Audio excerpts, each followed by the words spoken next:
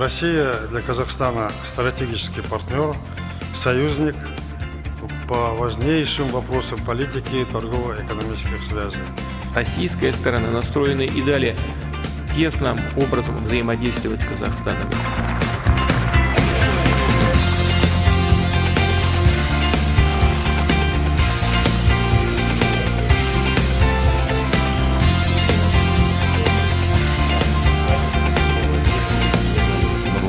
Бағдарламасын іске асыру барысын талқылайтын боламыз. Бұл мақсатқа былтыр 770 миллиард теңге қаржы бөлінген болатын. Биылда осыншама мөлшерде қомақты қаржы бөлініп отыр.